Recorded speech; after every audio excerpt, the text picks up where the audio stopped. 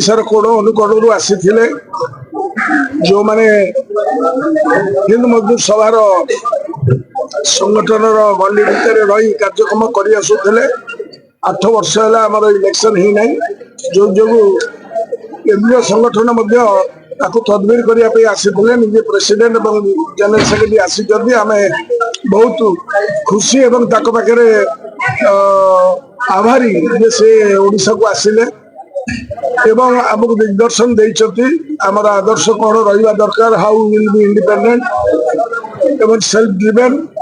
तेणुकरी से कार्यक्रम को आम आगामी 13 तारीख दिन हमर अनुष्ठानिक भाव में इलेक्शन करने जाऊँ से मत दुई जन सेंट्रल ऑब्जर्वर आसिले फ्री एंड फेयर इलेक्शन हम 92 अनुष्ठान जो मैंने एफिलिएशन रे अच्छी से लिस्ट आमको देइछथि से माने will be eligible to elect their new leader आपण ही पारती जे भी ही पारती जे ना ना ना ना इलेक्शन हबो इलेक्शन ने जो माने इच्छा करबे सब पार्टिसिपेट करबे जे इलेक्टेड ही ना आसीबो सेटा हला हम एचएमएस रो माने राष्ट्रीय स्तर रु एवं वर्तमान स्तर पर्यंत सेटा ने मापकाठी फ्री फेयर इलेक्शन हबो तेणुकर आज ओडिशार सबू कोण अनुकोण आसी किसी लोक धारणा दौले जे ओडिशा रे एचएमएस दुर्बल हो जाइए एचएमएस केबे दुर्बल नथिला दुर्बल रहिबो नै एवं सबल रही गरीब खटिया मेहनती मनुष्यर कथा को आम उठेबू एवं आमर सर्वभारतीय स्तर में जो नेतृत्व जो निर्देश देवे जो जो डाकरा दिज्व अन्य समस्त ट्रेड यूनियन मान सहित एकाठी कार्यक्रम कर व्यवस्था अच्छे आम बहुत खुशी जे गतकाली आमर नेशनल प्रेसिडेंट और नेशनल जनरल सेक्रेटरी उभय सहित गोटे इंटराक्शन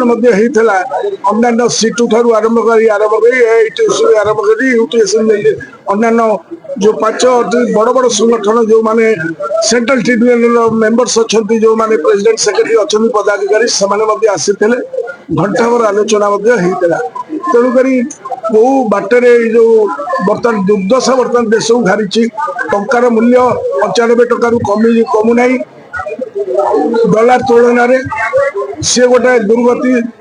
एवं आमर टोटाल इकोनॉमिक सिचुएशन माने डमाडोल हो जाइए एत बेकारी समस्या भारत वर्ष के 50 वर्ष भीतर देखा दे नथिला एवं आर्थिक दुर्गति सहित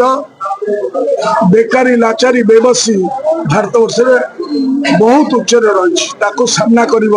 एचएमएस गरीब लोक कथा कह एचएमएस।